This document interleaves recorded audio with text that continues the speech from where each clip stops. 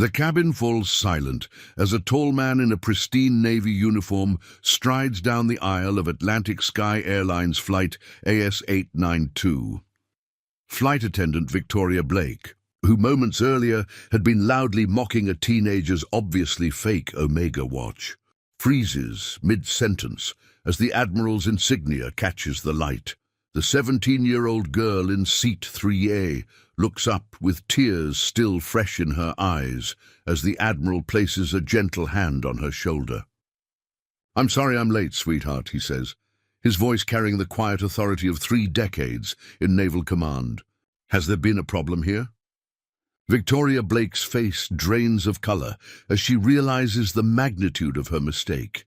"Before we jump back in, tell us where you're tuning in from, and if this story touches you, make sure you're subscribed, because tomorrow I've saved something extra special for you." Now let's rewind to see how a routine flight became a lesson in assumptions, prejudice, and the consequences of judging people by their appearance rather than their character. 17-year-old Zara Johnson had always been taught that excellence speaks louder than words. As she walked through Charlotte Douglas International Airport that Tuesday morning, her posture reflected the confidence instilled by years of academic achievement and leadership training. Her navy blazer bore the subtle embroidered crest of Riverside Preparatory Academy, one of the most prestigious private schools on the East Coast, where she maintained a 4.2 GPA while serving as student body president. The vintage Omega Seamaster on her wrist caught the terminal's fluorescent lighting as she adjusted her carry-on bag. The timepiece wasn't just an accessory, it was a piece of family history. Her great-grandfather, Petty Officer First Class James Johnson, had worn it during his service in the Pacific Theater during World War II. Despite facing segregation and discrimination in his own Navy, he had served with distinction, earning 2 Bronze Stars and a Purple Heart. The watch had been passed down through 3 generations of Johnson men before landing on Zara's wrist on her 16th birthday, along with a letter from her great-grandfather about perseverance, dignity, and the importance of standing up for what's right. Zara had just completed an extraordinary week at the National Youth Leadership Summit in Washington, D.C., where she had been selected as one of only 50 high school students nationwide to participate. The program brought together the country's most promising young leaders for intensive workshops on policy, ethics, and civic engagement. She had delivered a presentation on environmental justice that earned a standing ovation from congressional staffers and fellow participants alike. Her phone still buzzed occasionally with LinkedIn connection requests from other attendees and program mentors who had been impressed by her poise and insight. The Johnson family had built their lives around the principles of service, education, and integrity.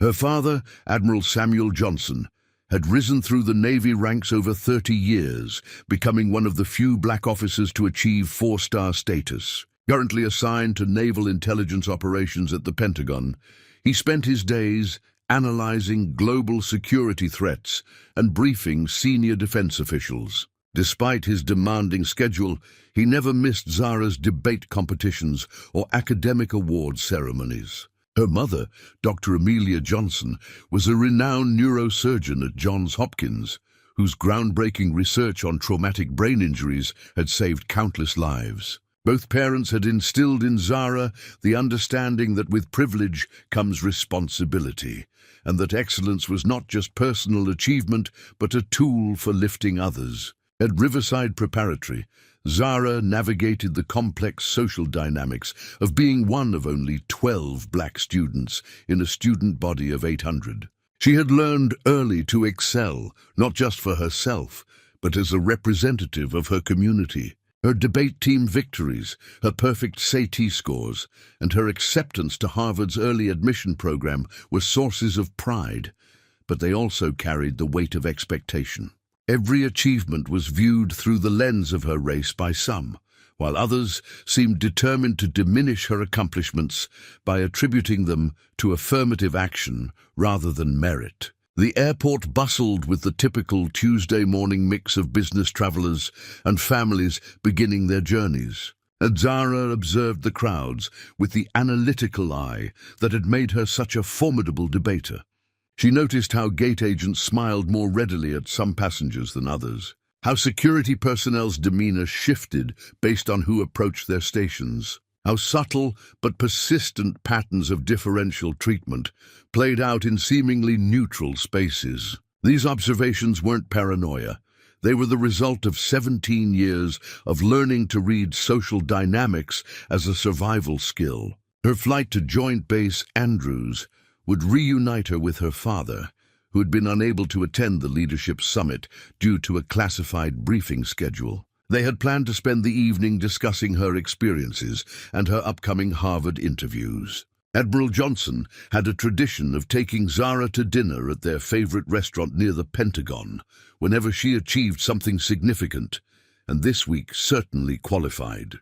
As she approached her gate, Zara felt the familiar mix of pride and pressure that accompanied her achievements. The leadership summit had reinforced her desire to pursue a career in public service, perhaps following her father's path in the military or her mother's in medicine. She had been particularly inspired by a workshop on institutional change, led by a former Supreme Court clerk who emphasized that real progress came from individuals willing to challenge systems from within.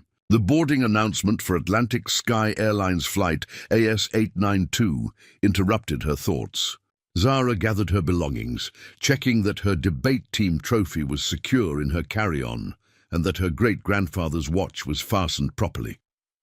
She had been upgraded to business class as a courtesy for military families, a benefit her father rarely used, but had insisted she take advantage of for this special trip. As she stood in line with other business-class passengers, Zara felt a sense of anticipation about sharing her summit experiences with her parents. She had pages of notes about the speakers, new ideas about policy solutions, and excitement about the network of young leaders she had met. The week had confirmed her belief that her generation could tackle challenges that had seemed insurmountable to previous ones if they approached them with intelligence, persistence, and moral clarity. The gate agent smiled professionally as Zara presented her boarding pass, and she walked down the jet bridge toward what she expected would be a routine flight home. She had no way of knowing that the next few hours would test every lesson her parents had taught her about dignity, resilience, and the importance of maintaining composure in the face of prejudice and injustice. Preparing and narrating this story took us a lot of time, so if you are enjoying it, subscribe to our channel. It means a lot to us. Now back to the story. Zara settled into seat 3A with the quiet satisfaction of someone accustomed to first-class treatment, though she never took it for granted. The business-class cabin of the Boeing 737 was spacious and comfortable, with cream-colored leather seats and polished wood trim that spoke to Atlantic Sky Airlines' reputation as a premium carrier. She stowed her carry-on carefully, ensuring her debate trophy remained secure, and pulled out her notebook to review her summit notes one final time before takeoff. The pre-flight routine proceeded normally. Captain Robert Martinez's voice crackled over the intercom with the standard safety announcements, while flight attendants Ashley Kim and Victoria Blake moved through their practiced choreography of demonstrating safety procedures. Zara noticed Victoria immediately, a woman in her mid-40s with perfectly styled blonde hair and the kind of crisp uniform that suggested she took pride in her appearance and authority. Victoria's smile seemed genuine as she helped passengers with overhead bins and answered questions about the flight. As the plane taxied toward the runway, Zara checked her great-grandfather's Omega Seamaster, a habit she'd developed whenever she felt the anticipation that came with new journeys. The watch face caught the cabin lighting, its vintage steel case and black dial showing the wear of decades while still maintaining its elegant functionality. She thought briefly about the stories her father had told her about her great-grandfather's war service, how he had worn this same watch during dangerous missions in the Pacific. maintaining hope and dignity even when his own country questioned his right to serve. The takeoff was smooth, and Zara settled in for the 3-hour flight to the D.C. area. She had planned to use the time to prepare for her upcoming Harvard interview, reviewing her application essays and practicing responses to likely questions. Her acceptance had been a triumph not just for her, but for her entire family, the culmination of years of excellence in academics, leadership, and community service. About an hour into the flight, as the plane reached cruising altitude, the meal service began. Victoria Blake approached Zara's row with a practiced smile, wheeling the service cart with its array of premium meal options. "Good afternoon, miss. Today we're offering herb-crusted salmon with quinoa pilaf, or grilled chicken with roasted vegetables. Which would you prefer?" "The salmon sounds wonderful, thank you," Zara replied politely, closing her notebook and moving her papers to make room for the meal tray. As Victoria placed the meal before her, her eyes caught sight of Zara's watch. The expression on her face shifted almost imperceptibly, a slight narrowing of the eyes that Zara had learned to recognize over years of navigating predominantly white spaces. Victoria's gaze lingered on the timepiece with unmistakable skepticism. "That's quite a watch for someone your age," Victoria said, her tone carrying a subtle edge that hadn't been there moments before. "Omega Seamaster, right? Those retail for what, about $4,000? Zara felt the familiar tightening in her chest that came whenever someone questioned her belongings or achievements. "It was my great-grandfather's," she replied simply, hoping to end the conversation before it could escalate. Victoria's smile became more pronounced, but not in a friendly way. "Your great-grandfather's? How interesting." She paused dramatically, glancing around to see if other passengers were listening. "You know, I see a lot of these knockoffs coming through security these days. The fakes are getting so good, it's hard to tell the difference unless you really know what to look for." The words hit Zara like a physical blow. She had dealt with skepticism about her achievements, her intelligence, and her place in elite spaces. But having someone openly question the authenticity of her most treasured possession, and by extension, her family's honor, was a new level of humiliation. "I can assure you it's authentic," Zara said quietly, her debate training helping her maintain composure even as anger and embarrassment warred within her. "It's been in my family for over 70 years, Victoria laughed, a sound that carried clearly through the business-class cabin. "Oh, honey, that's what they all say. But look at the details." She leaned closer, pointing at the watch with unconcealed condescension. "See how the logo placement is just slightly off? And the way the second hand moves. Real Omegas have a much smoother sweep. This is probably one of those Canal Street specials." Other passengers were beginning to take notice. Mrs. Grace Thompson, a retired teacher seated across the aisle, looked up from her magazine with concern. A businessman in the row behind turned to get a better view of what was happening. Zara felt the weight of their attention, the familiar burden of being the only black person in a space where her presence was being questioned. "Ma'am, I understand you're just doing your job, but I'd appreciate it if we could end this conversation," Zara said, her voice still controlled, but with an edge that reflected her growing distress. Victoria straightened up, her expression hardening. "I'm not trying to embarrass you, sweetie. I'm just saying it's nothing to be ashamed of. Lots of young people wear replica watches. But you shouldn't try to pass them off as the real thing, especially to people who know the difference." The condescension in Victoria's voice was unmistakable now. The repeated use of sweetie and honey, the assumption that Zara was trying to deceive people, the public nature of the humiliation, it all combined into a moment that crystallized every lecture her parents had given her about maintaining dignity in the face of prejudice. This watch belonged to Petty Officer First Class James Johnson, United States Navy, Zara said, her voice carrying more steel now. "He earned it through his service to this country, and it was passed down to me by my family. I would appreciate it if you would stop questioning its authenticity." Victoria's laugh grew louder, attracting even more attention from nearby passengers. Oh, now it's a war hero's watch. The story keeps getting better. Let me guess, he stormed the beaches of Normandy. Or maybe he was at Pearl Harbor. The historical ignorance was almost as offensive as the racism.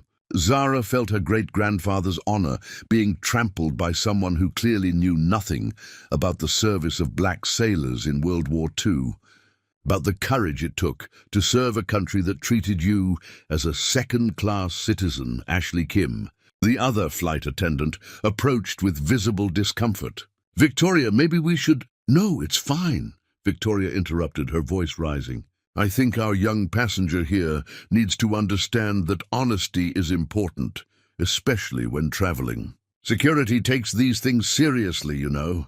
Bringing fake luxury items on planes, making up stories about military service, it all raises red flags." The accusation hung in the air like a toxic cloud. Victoria had just suggested in front of a cabin full of passengers that Zara was not only wearing counterfeit goods, but lying about her family's military service. The implication was clear. This young black woman couldn't possibly have legitimate access to expensive items or a heroic family history.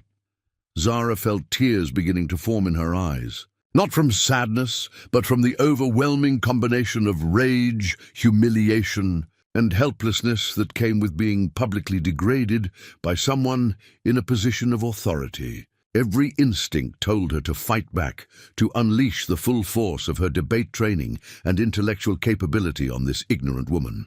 But her parents' voices echoed in her mind.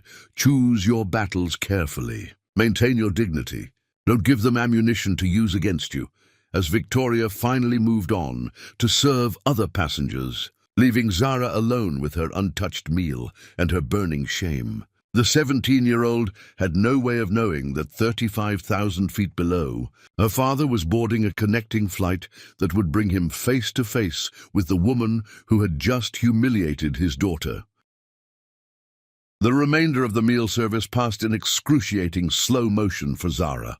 Every few minutes, Victoria Blake would return to her section, making pointed comments that seemed designed to keep the humiliation fresh in everyone's minds. "Just checking to make sure everything's authentic here," she would say with a laugh that carried just far enough to ensure other passengers heard. Or, "How's that salmon?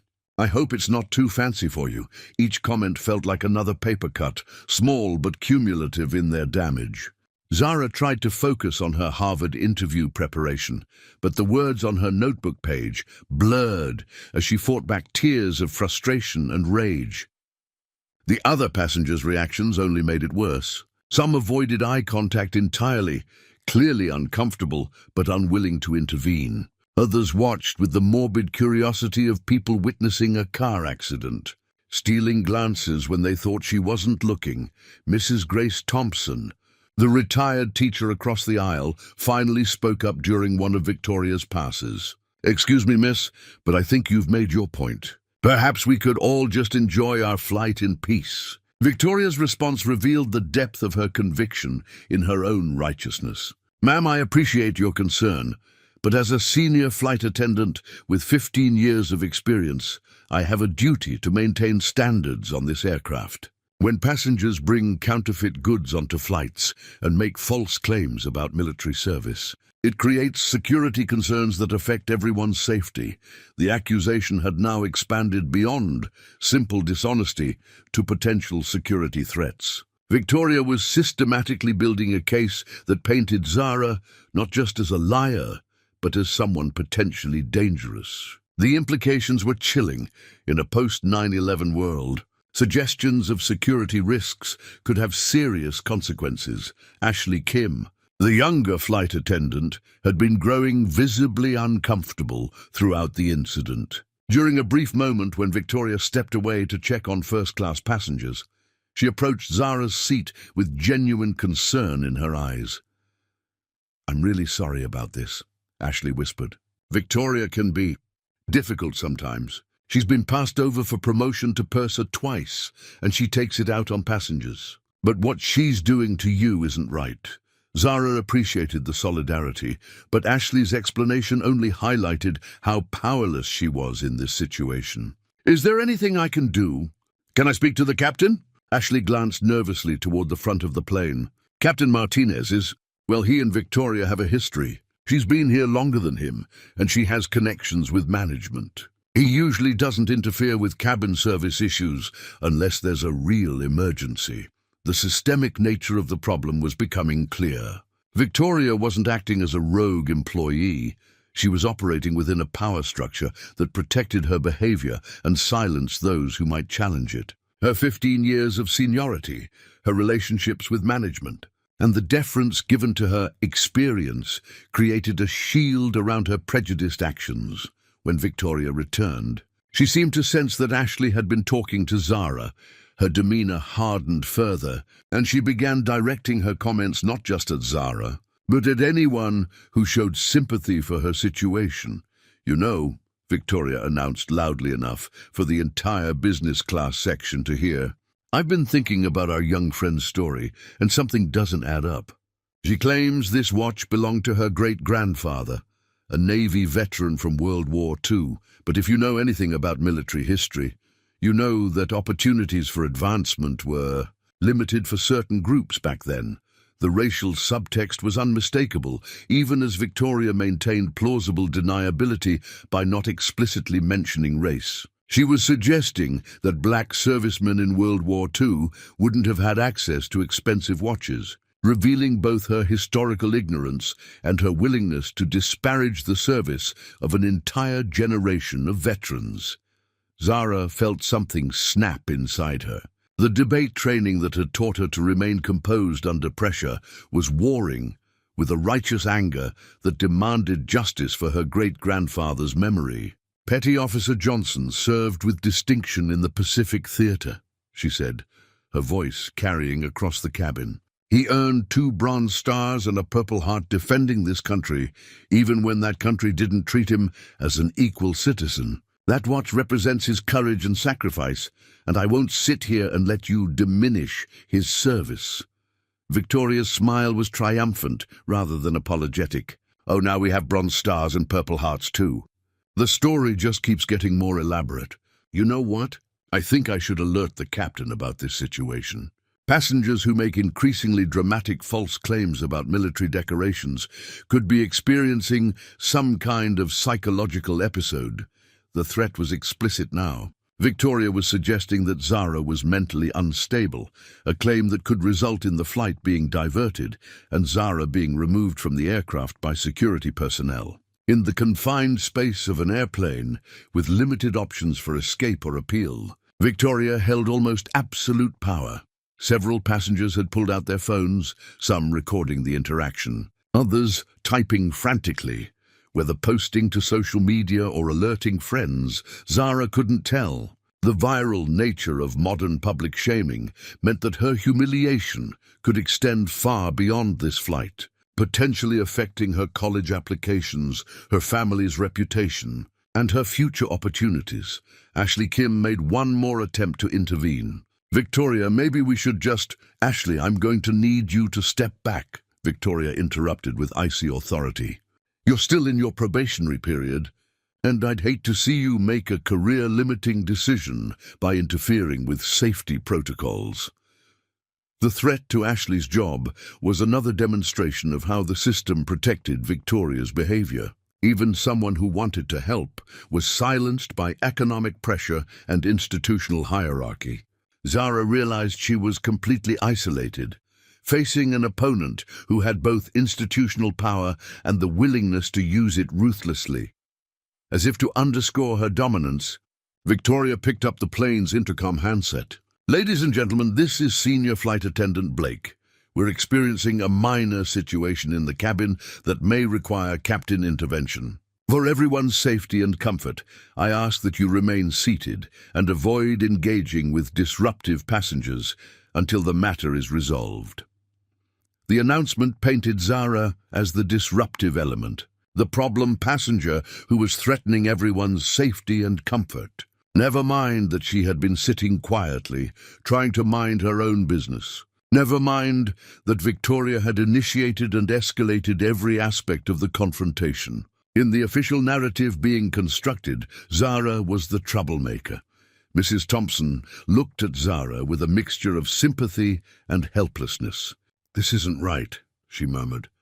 But her words carried no authority against Victoria's institutional power. Zara closed her eyes and tried to channel her father's teachings about maintaining dignity under pressure. Admiral Samuel Johnson had faced discrimination throughout his career, rising through Navy ranks despite systemic barriers that would have stopped lesser men. He had taught her that true strength wasn't about winning every battle, but about choosing the right battles and fighting them with honor. But as she sat there, 35,000 feet above the ground, trapped in a metal tube with someone who seemed determined to destroy her dignity for sport, Zara wondered if there were some battles that couldn't be won through patience and proper behavior alone. Some systems, she was learning, were designed to be impervious to reason, decency, and justice. What she didn't know was that far below, in the terminal at Joint Base Andrews, her father was preparing to board the same flight as a last-minute addition. His own travel plans having been altered by an urgent Pentagon briefing that had just concluded. The man who had spent 30 years learning how to navigate and ultimately command systems that had once excluded him was about to encounter a situation that would test every lesson he had learned about power, justice, and the protection of those he loved most. 35,000 feet below Flight AS-892, Admiral Samuel Johnson sat in the departure lounge at Joint Base Andrews, his phone pressed to his ear as he concluded an urgent conversation with the Secretary of Defense. The classified briefing that had just ended would normally have commanded his full attention, but something nagged at him about Zara's flight. His daughter had texted hours earlier that she was boarding, but he hadn't heard from her since, unusual for someone who typically shared every detail of her experiences. "Admiral Johnson, your flight is ready for boarding," announced the gate agent with the particular deference reserved for high-ranking military officers. Samuel gathered his leather briefcase, straightened his dress blue uniform, and approached the gate. What he didn't realize was that his last-minute addition to Flight AS-892 was about to transform a routine family reunion into something much more significant. Samuel Johnson hadn't reached the rank of Admiral by accident or affirmative action, despite what some critics suggested behind closed doors. His 30-year career had been a masterclass in strategic thinking, political navigation, and the patient accumulation of influence within systems designed to exclude people who looked like him. As one of only 12 black admirals in Navy history, he understood better than most how institutions could be weaponized against individuals, and how power structures protected their own while marginalizing outsiders. His approach to confronting injustice had been shaped by decades of watching well-meaning people fail because they relied on emotion rather than strategy. Early in his career, he had witnessed promising young officers, particularly officers of color, destroy their futures by responding to discrimination with anger rather than calculation. The system, he had learned, was designed to provoke emotional reactions that could then be used to justify further marginalization. "They can't handle the pressure," the whispers would go. "Too volatile for leadership positions."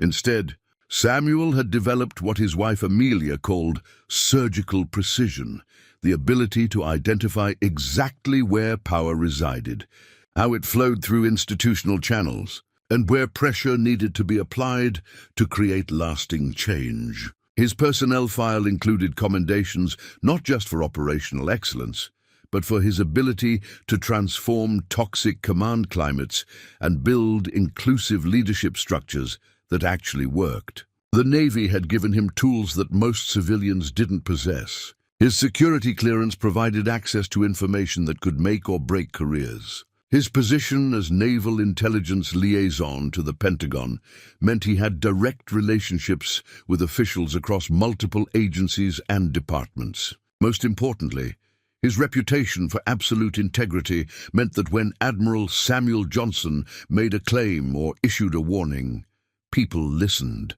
As he boarded the aircraft, Samuel noted the practiced efficiency of the crew during their safety announcements. Captain Robert Martinez's voice carried the confidence of someone comfortable with authority, while the flight attendants moved through their choreographed routine with professional precision.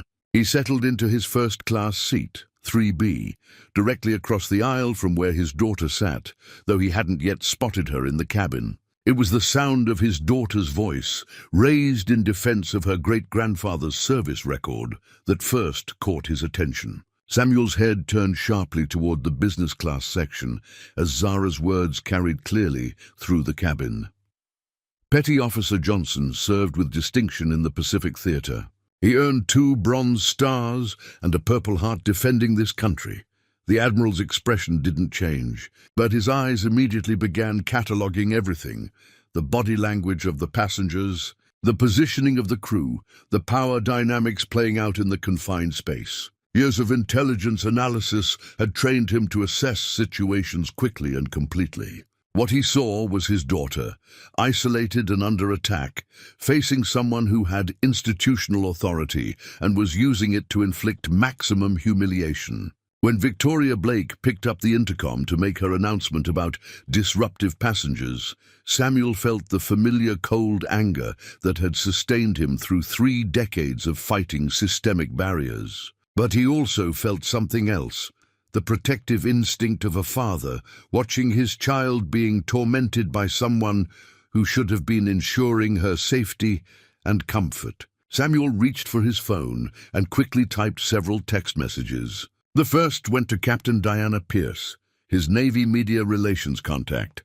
May need assistance with developing situation involving civilian discrimination incident. Stand by. The second went to his wife. On Zara's flight. Situation developing. Will handle.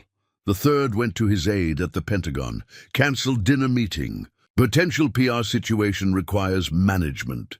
But before reaching out to institutional channels, Samuel did something that revealed the depth of his strategic thinking. He activated his phone's recording function and began documenting everything he observed. In the modern era, institutional change often required evidence that could withstand public scrutiny. Whatever was happening to his daughter needed to be preserved in a format that couldn't be disputed or dismissed later. Mrs. Grace Thompson, the retired teacher who had tried to intervene, noticed the Admiral's attention and made eye contact with him. Something in her expression, a mixture of frustration and helplessness, communicated the extent of what she had witnessed. Samuel nodded slightly, a gesture that somehow conveyed both acknowledgement and reassurance without revealing his relationship to the situation. As Victoria continued her performance of authority, Samuel began forming his response strategy. Option 1 was immediate intervention, standing up, identifying himself, and using his rank to shut down the harassment instantly. It would be satisfying and effective in the short term, but it would also allow Victoria and the airline to frame the incident as a family dispute rather than a systematic problem. Option 2 was more complex, but potentially more impactful. Allow the situation to continue documenting everything while building a comprehensive case that could create lasting institutional change. This approach required watching his daughter suffer longer, but it would ensure that the full scope of Victoria's behavior was captured and that any eventual response would be overwhelming and undeniable. Samuel's phone buzzed with an incoming message from Captain Pierce. Standing by for your signal. Legal and PR teams alerted. The machinery of institutional response was already positioning itself, waiting for his direction. As he watched Victoria threaten Ashley Kim's job for attempting to intervene, Samuel realized he was witnessing something larger than personal prejudice. This was a demonstration of how institutional hierarchies protected bad actors while silencing good ones. Victoria wasn't just attacking his daughter. She was maintaining a system that had probably victimized countless others who lacked the resources to fight back. The Admiral made his decision. He would let the situation develop long enough to document the full pattern of behavior, but he would be ready to intervene the moment it escalated beyond psychological harassment. His phone remained active, recording everything, while his other hand rested on his briefcase containing identification that would immediately shift every power dynamic on the aircraft. Samuel had spent his career learning that the most effective way to destroy unjust systems was to let them reveal their true nature completely before applying precise, overwhelming pressure at exactly the right moment. Victoria Blake had no idea that her casual display of prejudice and authority was being observed and documented by someone who possessed both the motivation and the institutional power to ensure there would be consequences. As the flight continued toward its destination, two very different strategies were developing in parallel. Victoria was escalating her psychological assault, confident in her protected position within the airline's hierarchy. Samuel was building an evidentiary foundation for a response that would extend far beyond this single incident, using institutional tools that Victoria couldn't imagine and had no defense against. The question wasn't whether there would be accountability.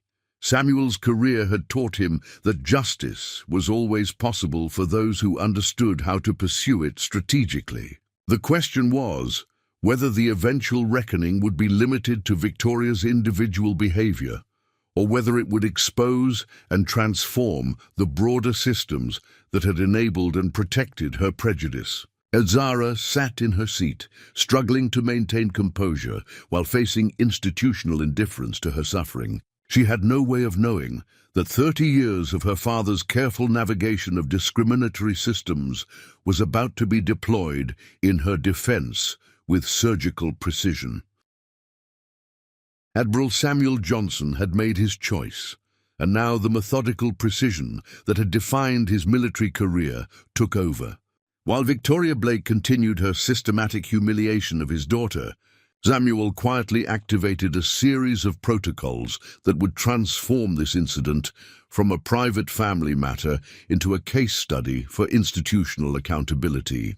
His first call was to Captain Diana Pierce, his Navy media relations contact. Speaking in the low, measured tones he used for sensitive operations, Samuel briefed her on the developing situation. "Diana, I need you to prepare for a potential discrimination incident involving civilian airline personnel and a military family. The subject may have significant media implications."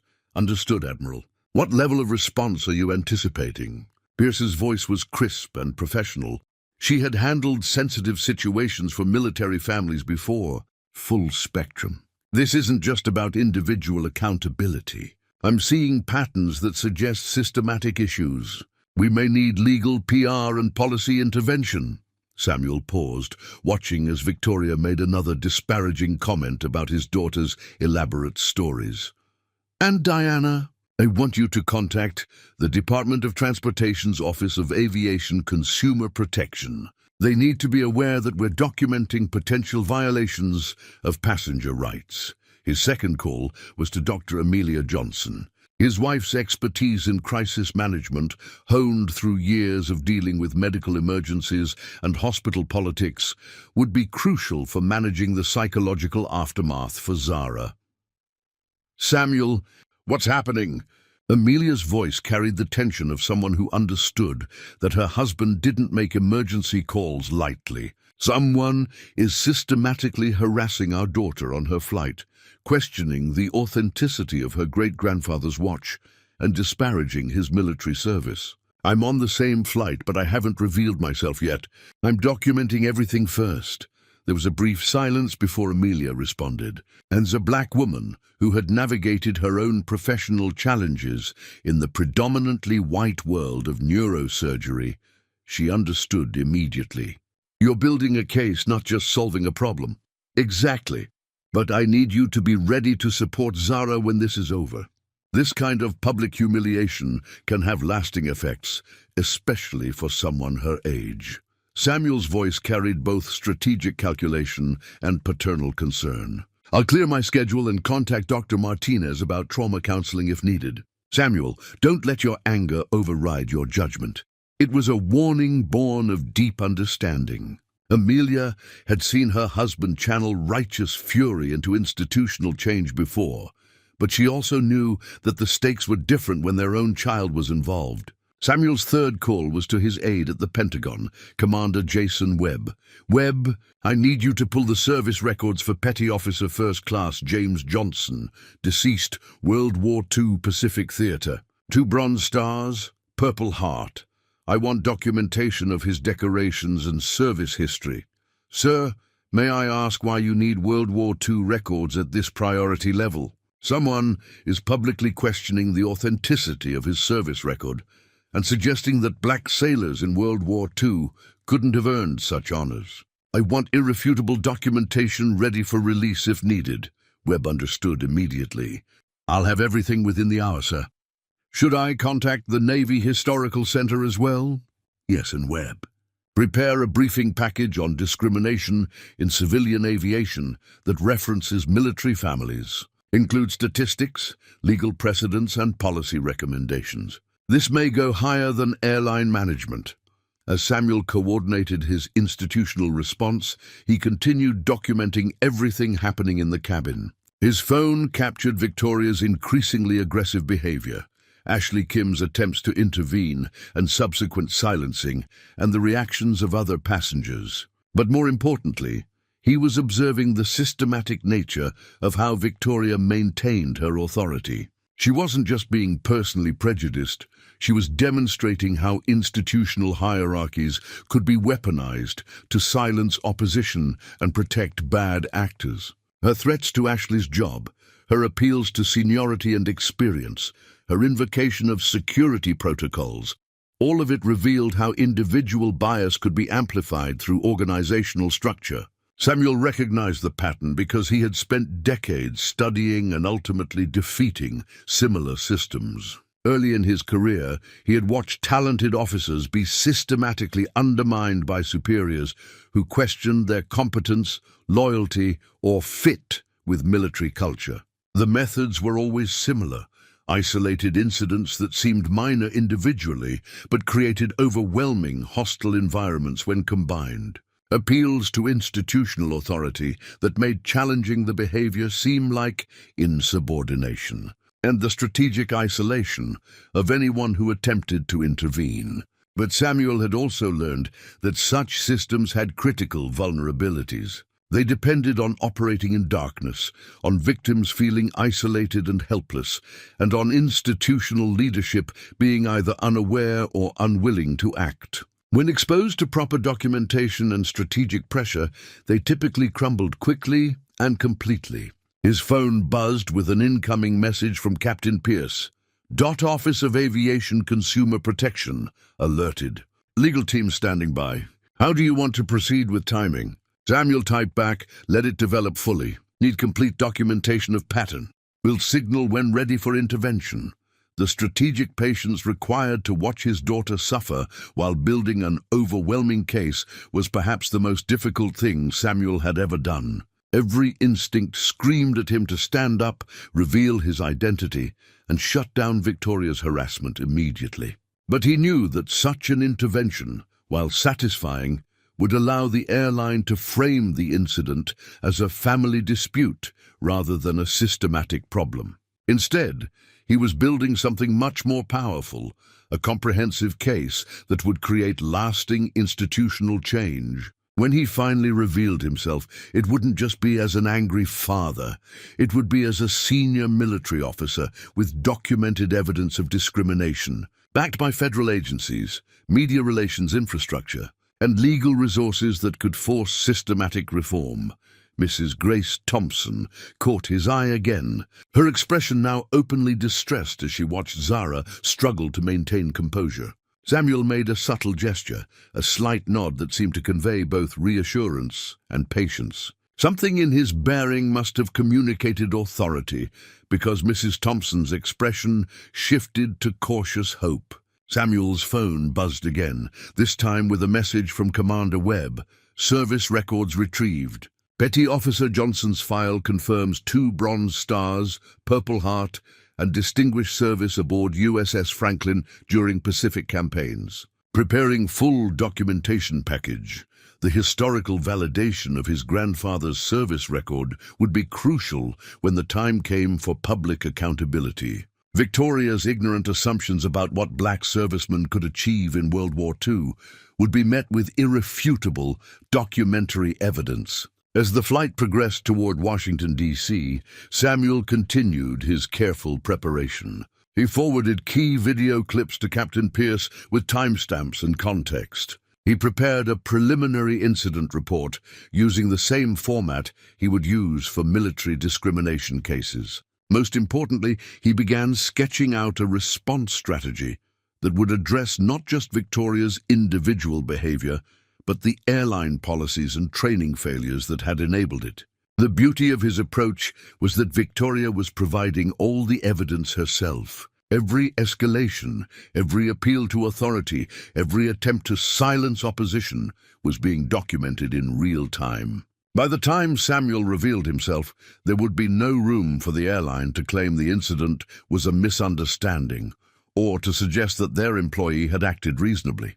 As Zara sat in her seat fighting back tears while facing what seemed like insurmountable institutional indifference, she had no idea that 30 years of her father's strategic expertise was being deployed in her defense. The same skills that had allowed him to transform Navy culture, defeat discriminatory policies, and build inclusive leadership structures were now being focused on a single flight attendant who had chosen the wrong family to target with her prejudice. The question wasn't whether there would be accountability. That outcome was already assured. The question was whether the eventual response would be proportional to just this incident, or whether it would leverage this moment to create broader changes in how airlines handle discrimination and protect vulnerable passengers. Samuel checked his watch, his grandfather's Omega Seamaster, identical to the one Victoria had mocked as fake. In 30 minutes, the flight would begin its descent into the D.C. area. Soon, it would be time to transform from observer to actor, from strategist to executor. Victoria Blake's education in the consequences of institutional prejudice was about to begin. The moment had come. Admiral Samuel Johnson checked his phone one final time. Captain Pierce confirmed that all recording equipment was active. Commander Webb had the historical documentation ready, and Dr. Johnson was standing by for family support. The flight was beginning its descent into the D.C. area, and Victoria Blake was making one final round through the cabin, her confidence seemingly unshakable after nearly 2 hours of unchallenged harassment. Samuel rose from his seat with the deliberate precision that had characterized 30 years of military service. His dress blue uniform was immaculate, the gold braid and Admiral's stars catching the cabin lighting as he stepped into the aisle.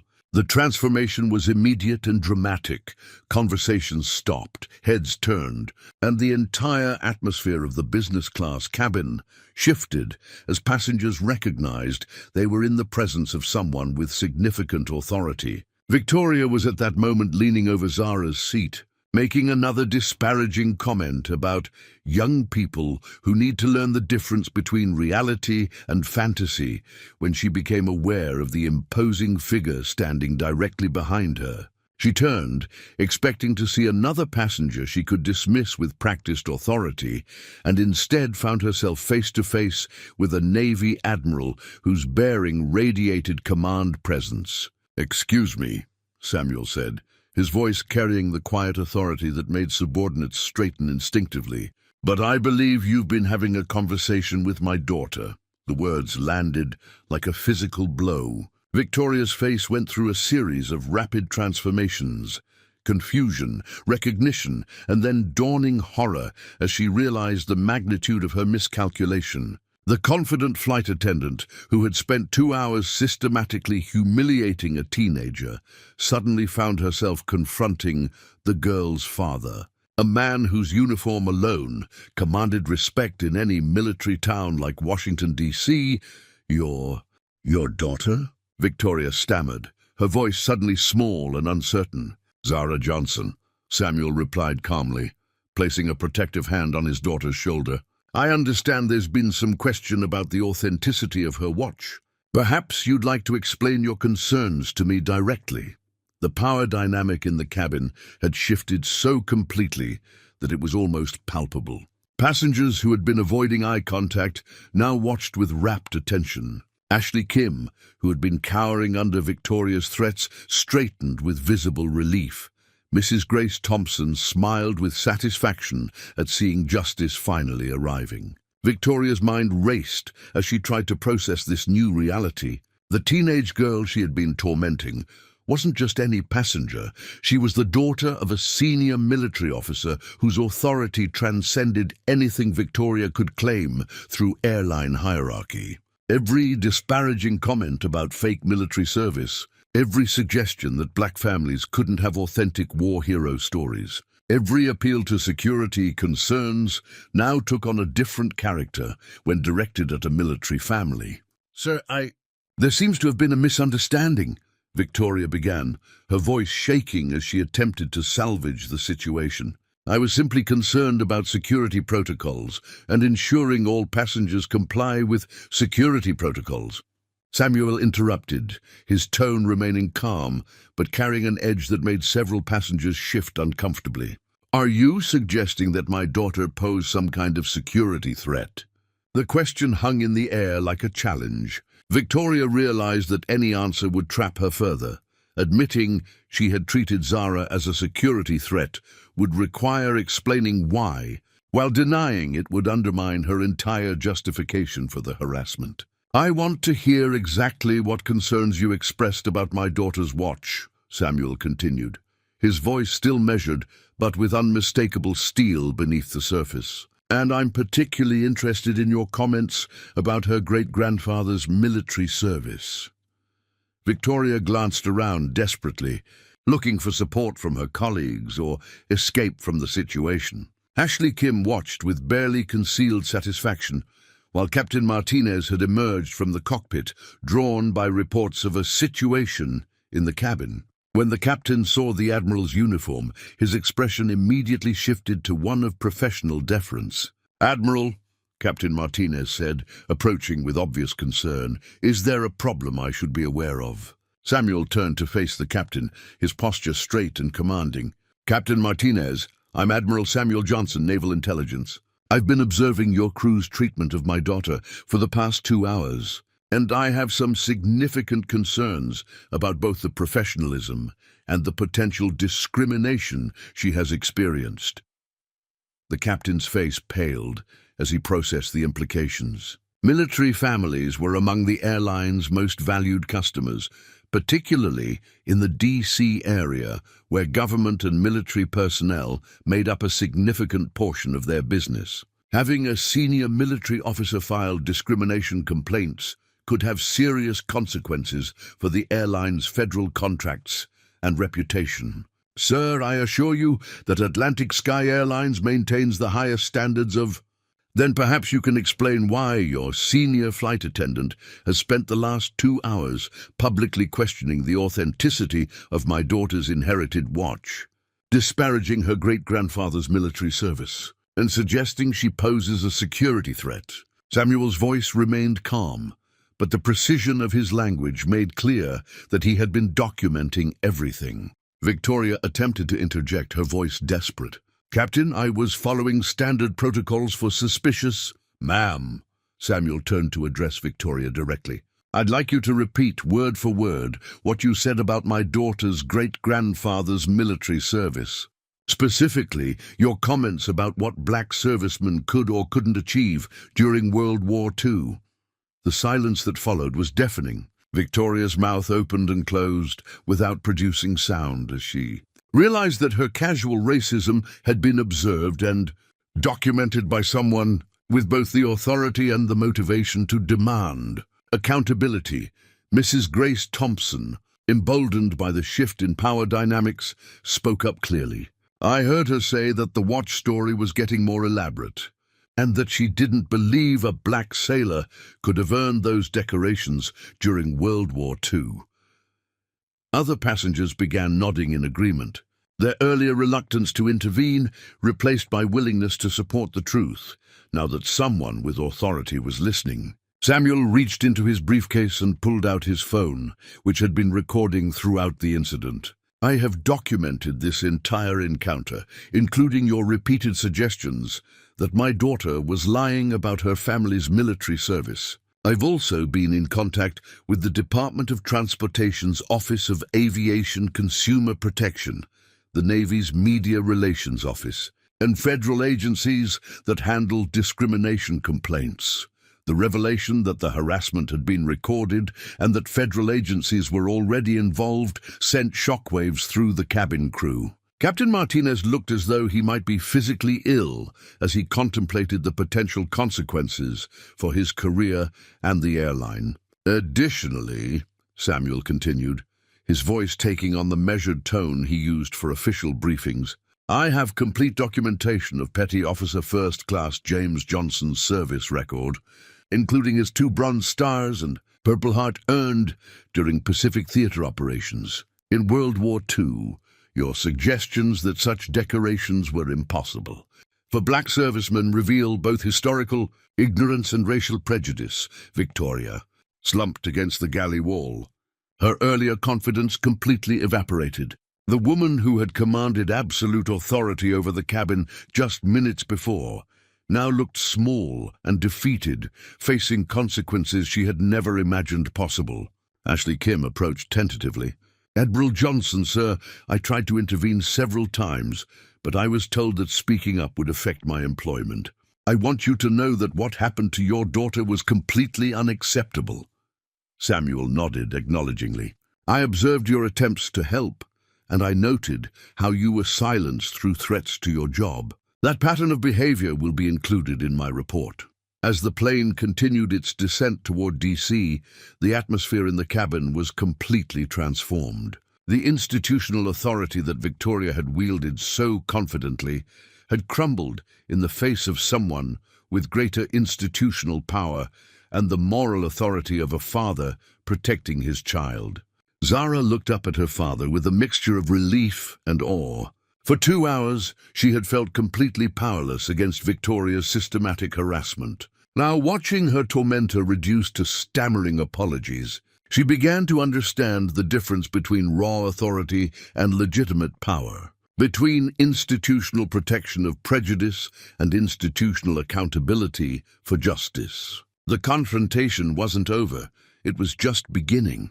But the power dynamic had shifted so fundamentally that everyone in the cabin understood that Victoria Blake's career in aviation and possibly Atlantic Sky Airlines' reputation for passenger service would never be the same. The moment had come. Admiral Samuel Johnson checked his phone one final time. Captain Pierce confirmed that all recording equipment was active. Commander Webb had the historical documentation ready, and Dr. Johnson was standing by for family support. The flight was beginning its descent into the D.C. area, and Victoria Blake was making one final round through the cabin, her confidence seemingly unshakable after nearly 2 hours of unchallenged harassment. Samuel rose from his seat with the deliberate precision that had characterized 30 years of military service. His dress blue uniform was immaculate, the gold braid and Admiral's stars catching the cabin lighting as he stepped into the aisle. The transformation was immediate and dramatic. Conversations stopped, heads turned, and the entire atmosphere of the business-class cabin shifted as passengers recognized they were in the presence of someone with significant authority. Victoria was at that moment leaning over Zara's seat, making another disparaging comment about young people who need to learn the difference between reality and fantasy when she became aware of the imposing figure standing directly behind her. She turned, expecting to see another passenger she could dismiss with practiced authority, and instead found herself face to face with a Navy admiral whose bearing radiated command presence. "Excuse me," Samuel said, his voice carrying the quiet authority that made subordinates straighten instinctively. "But I believe you've been having a conversation with my daughter." The words landed like a physical blow. Victoria's face went through a series of rapid transformations. Confusion, recognition, and then dawning horror as she realized the magnitude of her miscalculation. The confident flight attendant, who had spent 2 hours systematically humiliating a teenager, suddenly found herself confronting the girl's father, a man whose uniform alone commanded respect in any military town like Washington, D.C. Your daughter? Victoria stammered, her voice suddenly small and uncertain. Zara Johnson, Samuel replied calmly, placing a protective hand on his daughter's shoulder. I understand there's been some question about the authenticity of her watch. Perhaps you'd like to explain your concerns to me directly. The power dynamic in the cabin had shifted so completely that it was almost palpable. Passengers who had been avoiding eye contact now watched with rapt attention. Ashley Kim, who had been cowering under Victoria's threats, straightened with visible relief. Mrs. Grace Thompson smiled with satisfaction at seeing justice finally arriving. Victoria's mind raced as she tried to process this new reality. The teenage girl she had been tormenting wasn't just any passenger. She was the daughter of a senior military officer whose authority transcended anything Victoria could claim through airline hierarchy. Every disparaging comment about fake military service, every suggestion that black families couldn't have authentic war hero stories, every appeal to security concerns now took on a different character when directed at a military family. Sir, There seems to have been a misunderstanding, Victoria began, her voice shaking as she attempted to salvage the situation. I was simply concerned about security protocols and ensuring all passengers comply with security protocols. Samuel interrupted, his tone remaining calm, but carrying an edge that made several passengers shift uncomfortably. Are you suggesting that my daughter posed some kind of security threat? The question hung in the air like a challenge. Victoria realized that any answer would trap her further. Admitting she had treated Zara as a security threat would require explaining why, while denying it would undermine her entire justification for the harassment. I want to hear exactly what concerns you expressed about my daughter's watch, Samuel continued, his voice still measured, but with unmistakable steel beneath the surface. And I'm particularly interested in your comments about her great-grandfather's military service.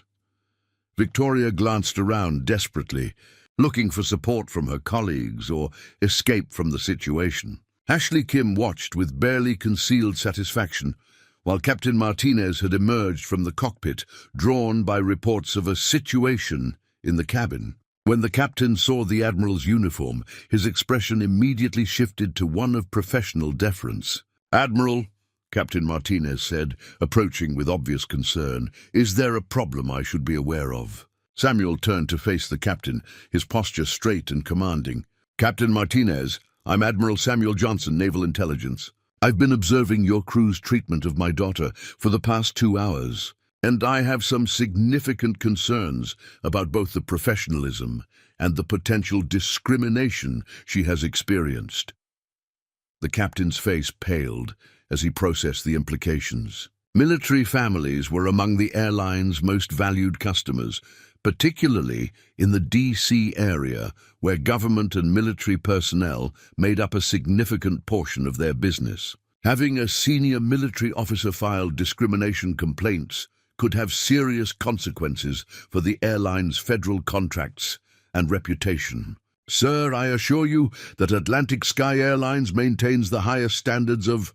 Then perhaps you can explain why your senior flight attendant has spent the last 2 hours publicly questioning the authenticity of my daughter's inherited watch, disparaging her great-grandfather's military service, and suggesting she poses a security threat. Samuel's voice remained calm, but the precision of his language made clear that he had been documenting everything. Victoria attempted to interject, her voice desperate. Captain, I was following standard protocols for suspicious... Ma'am, Samuel turned to address Victoria directly. I'd like you to repeat word for word what you said about my daughter's great-grandfather's military service. Specifically, your comments about what black servicemen could or couldn't achieve during World War II. The silence that followed was deafening. Victoria's mouth opened and closed without producing sound as she realized that her casual racism had been observed and documented by someone with both the authority and the motivation to demand accountability. Mrs. Grace Thompson, emboldened by the shift in power dynamics, spoke up clearly. I heard her say that the watch story was getting more elaborate, and that she didn't believe a black sailor could have earned those decorations during World War II. Other passengers began nodding in agreement, their earlier reluctance to intervene replaced by willingness to support the truth, now that someone with authority was listening. Samuel reached into his briefcase and pulled out his phone, which had been recording throughout the incident. I have documented this entire encounter, including your repeated suggestions that my daughter was lying about her family's military service. I've also been in contact with the Department of Transportation's Office of Aviation Consumer Protection, the Navy's Media Relations Office, and federal agencies that handle discrimination complaints. The revelation that the harassment had been recorded and that federal agencies were already involved sent shockwaves through the cabin crew. Captain Martinez looked as though he might be physically ill as he contemplated the potential consequences for his career and the airline. Additionally, Samuel continued, his voice taking on the measured tone he used for official briefings, I have complete documentation of Petty Officer First Class James Johnson's service record, including his 2 Bronze Stars and Purple Heart earned during Pacific Theater operations. In World War II, your suggestions that such decorations were impossible for black servicemen reveal both historical ignorance and racial prejudice. Victoria slumped against the galley wall. Her earlier confidence completely evaporated. The woman who had commanded absolute authority over the cabin just minutes before now looked small and defeated, facing consequences she had never imagined possible. Ashley Kim approached tentatively. Admiral Johnson, sir, I tried to intervene several times, but I was told that speaking up would affect my employment. I want you to know that what happened to your daughter was completely unacceptable. Samuel nodded acknowledgingly. I observed your attempts to help, and I noted how you were silenced through threats to your job. That pattern of behavior will be included in my report. As the plane continued its descent toward D.C., the atmosphere in the cabin was completely transformed.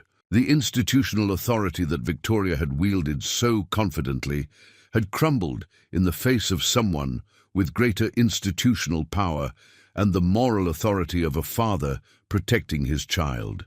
Zara looked up at her father with a mixture of relief and awe. For 2 hours, she had felt completely powerless against Victoria's systematic harassment. Now, watching her tormentor reduced to stammering apologies, she began to understand the difference between raw authority and legitimate power, between institutional protection of prejudice and institutional accountability for justice. The confrontation wasn't over, it was just beginning. But the power dynamic had shifted so fundamentally that everyone in the cabin understood that Victoria Blake's career in aviation and possibly Atlantic Sky Airlines' reputation for passenger service would never be the same. Part 9. Justice and Accountability. 3 weeks after Flight AS-892 landed in Washington, D.C., the conference room at the Department of Transportation headquarters was packed with officials who rarely found themselves in the same room. Admiral Samuel Johnson sat at the head table alongside Transportation Secretary Maria Rodriguez, FAA Administrator James Chen, and NAACP Legal Defense Fund Director Angela Foster. Across from them sat Atlantic Sky Airlines' entire executive leadership, their legal team, and union representatives, all looking distinctly uncomfortable. Let's be clear about why we're here, Secretary Rodriguez began, her voice carrying the authority of someone who had spent decades fighting institutional discrimination. The Johnson family incident has exposed systematic civil rights violations that cannot be addressed through traditional airline internal reviews. We're here to establish concrete accountability measures and lasting reform. The investigation had been swift and thorough. Federal auditors had reviewed 3 years of Atlantic Sky's complaint records, finding a pattern of discriminatory treatment that affected hundreds of passengers. Victoria Blake's behavior wasn't an anomaly. It was the visible tip of a much larger problem. David Crawford, Atlantic Sky's operations manager, shifted nervously in his seat as investigators presented their findings. The airline had received 237 discrimination complaints over 3 years, with 89% involving passengers of color. Most complaints had been dismissed after cursory internal reviews lasting less than 48 hours. Several complaints specifically named Victoria Blake, but she had received commendations rather than discipline. More troubling, said FAA Administrator Chen, are the training materials we discovered. Your customer service protocols include coded language about maintaining cabin standards and managing passenger expectations that employees interpreted as permission to profile and harass minority passengers. Jennifer Walsh, Atlantic Sky's Corporate Relations Director, attempted damage control. We've already suspended Ms. Blake and initiated comprehensive policy reviews. We're committed to working with federal authorities to ensure this never happens again. Admiral Johnson leaned forward. Ms. Walsh, suspension isn't accountability, it's delay. Real accountability means acknowledging systematic failures and implementing structural changes that can't be quietly reversed when media attention fades. The evidence was overwhelming. Secret recordings revealed training sessions where supervisors taught crew members to identify suspicious passengers based on appearance and demeanor, criteria that disproportionately targeted minorities. Email chains showed management celebrating crew members who were effective at discouraging inappropriate upgrades and maintaining premium service standards. Captain Robert Martinez, who had been reassigned pending investigation, provided damaging testimony about pressure from management to defer to senior flight attendants like Victoria, even when their behavior violated company policies. We were told that challenging experienced crew members showed poor judgment and could affect our performance reviews, he admitted. The Department of Justice had joined the investigation, with Civil Rights Division Attorney Michael Barnes outlining potential criminal charges. We're examining whether this pattern of discrimination violated federal civil rights laws. Several incidents appear to meet the threshold for criminal prosecution under hate crime statutes. Atlantic Sky's legal team realized their corporate survival was at stake. Chief Legal Counsel Robert Hayes requested a private sidebar with federal officials. When they returned, the airline's capitulation was complete. Atlantic Sky Airlines accepts full responsibility for systematic discrimination against minority passengers, Hayes announced. We agree to the following consent decree measures: immediate termination of Victoria Blake and 3 supervisory personnel, $2.3 million in compensation to affected passengers, mandatory civil rights training for all employees, federal monitoring of complaint procedures, and establishment of an independent passenger advocacy office. But the Johnson family had insisted on more than financial penalties. Money doesn't change culture, Dr. Amelia Johnson had told negotiators. We want structural reforms that protect future passengers. The consent decree included unprecedented oversight measures. Federal monitors would review all passenger complaints for 2 years. An independent civil rights ombudsman would investigate discrimination allegations with authority to impose discipline. Most importantly, airline employees who witnessed discrimination and failed to report it would face termination, eliminating the culture of silence that had protected Victoria's behavior. Zara Johnson, now 18 and preparing for Harvard, had requested to address the proceedings. Her statement was brief but powerful. This was never about punishing one flight attendant. It was about ensuring that other young people don't have to endure public humiliation for the crime of existing while black. The reforms we're implementing today will protect passengers who don't have admirals for fathers. The Federal Aviation Administration announced new industry-wide regulations requiring annual civil rights training, standardized complaint procedures, and public reporting of discrimination statistics. Airlines failing to meet compliance standards would face route restrictions and federal contract suspensions. Victoria Blake's termination had been swift and comprehensive. Her airline career was effectively over, with the discrimination findings ensuring she would never work in commercial aviation again. But her case had exposed how individual prejudice operated within institutional frameworks that amplified and protected discriminatory behavior. Captain Martinez received a formal reprimand, but kept his position after demonstrating genuine remorse and commitment to preventing future incidents. "I learned that neutrality in the face of discrimination isn't professionalism, it's complicity," he said during mandatory sensitivity training. Ashley Kim, the flight attendant who had tried to intervene, received a commendation and promotion to senior crew member. Her courage in speaking up during the investigation had helped establish the pattern of institutional failure that made comprehensive reform possible. The broader aviation industry responded with a mixture of resistance and resignation. Some airlines quietly implemented enhanced civil rights training, recognizing that federal oversight was inevitable. Others challenged the new regulations in court, arguing that they imposed unreasonable burdens on employee management. Congressional hearings followed, with Admiral Johnson testifying about the intersection of military families' rights and civilian discrimination. His composed testimony, backed by extensive documentation, made compelling television that generated additional public pressure for reform. The same families serving this country overseas shouldn't face discrimination when traveling within it, Samuel told the House Transportation Committee. Military service creates a presumption of respect that all American families deserve, regardless of their background.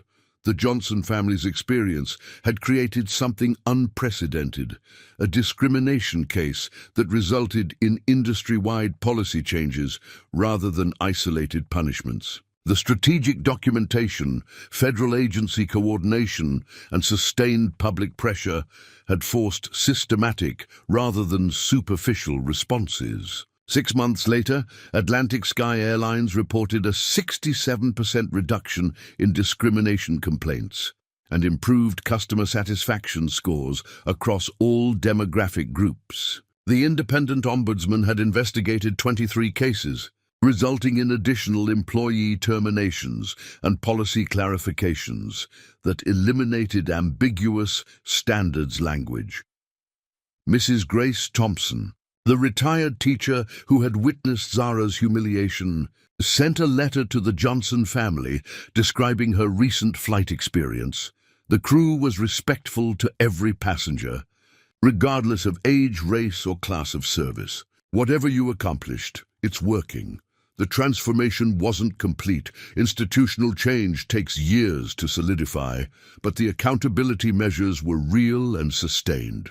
Federal monitoring ensured that reforms couldn't be quietly abandoned, while public attention maintained pressure for continued improvement. As Zara prepared to leave for Harvard, she reflected on how the worst day of her young life had become a catalyst for protecting others. The watch her great-grandfather had worn while serving a country that didn't fully accept him had become a symbol of dignity that transcended individual discrimination to create lasting institutional change. Justice, she had learned, wasn't just about punishing wrongdoers.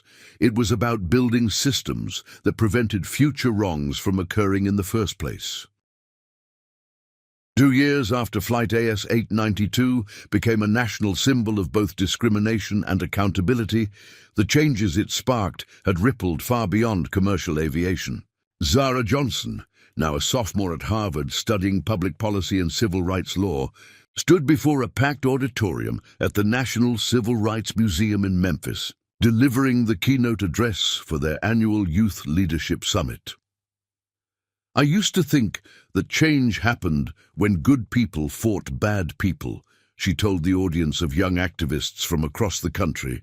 "But what I learned on that flight was that real change happens when we transform the systems that allow discrimination to flourish, not just punish the individuals who practice it."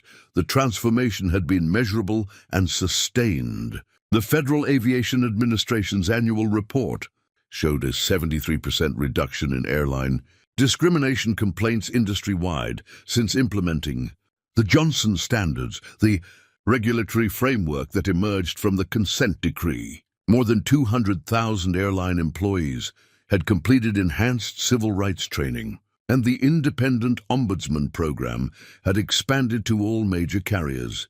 Atlantic Sky Airlines had become an unexpected success story. Under new leadership committed to inclusive excellence, the company now led the industry in customer satisfaction scores across all demographic groups. Their training programs had become the gold standard, with other airlines requesting permission to adopt their protocols. Ashley Kim, now a senior trainer for Atlantic Sky's civil rights program, often spoke about the courage required to break institutional silence. The Johnson incident taught us that professional neutrality in the face of discrimination isn't professional at all. It's complicity. We now train every employee to understand that speaking up for passenger dignity is part of their job description, not an optional extra. Victoria Blake had disappeared from public view after her termination, her name becoming synonymous with the consequences of institutional prejudice. Her case was now studied in business schools and civil rights programs as an example of how individual bias, when protected by institutional power, could create systematic harm that extended far beyond any single incident. Admiral Samuel Johnson had leveraged the public attention into broader institutional change within the military. His Pentagon initiative on dignified service had reformed how military families were treated in civilian contexts, establishing protocols that ensured service members and their families received appropriate respect while traveling on official business. The military teaches us that respect isn't earned. Individually, it's owed institutionally. Samuel explained during a joint Department of Defense and Transportation press conference, announcing expanded protections for military families. The same principle should apply to all American citizens, regardless of their background or service status. Dr. Amelia Johnson had used her platform as a prominent physician to advocate for healthcare equity, drawing parallels between airline discrimination and medical bias. Her research on how institutional prejudice affected patient care had led to new training requirements in medical schools and hospitals across the country. The Johnson family's approach, strategic, documentation, institutional pressure, and sustained advocacy, had become a model replicated by civil rights organizations nationwide. The Johnson method emphasized building overwhelming evidence of systematic problems rather than relying on emotional appeals or individual testimony alone. Mrs. Grace Thompson, the retired teacher who had first spoken up on the flight, had become an unlikely advocate for passenger rights. At 73, she traveled the country training senior citizens to recognize and report discrimination, empowering elderly passengers who had previously suffered in silence. Age teaches you that injustice thrives on silence, she told audiences at AARP conventions and community centers. But it also teaches you that ordinary people have extraordinary power when they refuse to look away from wrongdoing. The ripple effects extended into unexpected areas. Corporate diversity training programs nationwide had adopted elements of the aviation industry's enhanced protocols. Universities were teaching the Johnson case in business ethics, public policy, and civil rights law courses. High school students were learning about institutional discrimination through a case study that felt immediate and relevant to their own travel experiences. The hashtag Justice at 30,000 feet had evolved into a broader movement encouraging people to document and report discrimination in all forms of public accommodation. Social media had become a tool for accountability, with businesses recognizing that discriminatory behavior could go viral instantly and create lasting reputational damage. But perhaps the most significant change was cultural. The Johnson incident had forced a national conversation about the difference between individual prejudice and institutional discrimination. It had demonstrated that real change required more than sensitivity training or diversity statements. It demanded structural reforms that altered incentives, created accountability, and protected whistleblowers. Zara's speech in Memphis concluded with a challenge to her audience. Every generation faces a choice between accepting the systems they inherit and transforming them for the generations that follow. My great-grandfather wore this watch while serving a country that didn't fully accept him, but he served anyway because he believed in the promise of what America could become. She held up the Omega Seamaster that had sparked the original incident, its vintage steel case catching the auditorium lights. This watch has now been present for discrimination and for justice, for humiliation and for transformation. It reminds me that the same institutions that can crush dignity can also protect it. The difference lies in whether we demand they live up to their highest values. The audience rose in sustained applause, but Zara's mind was already focused on her next challenge.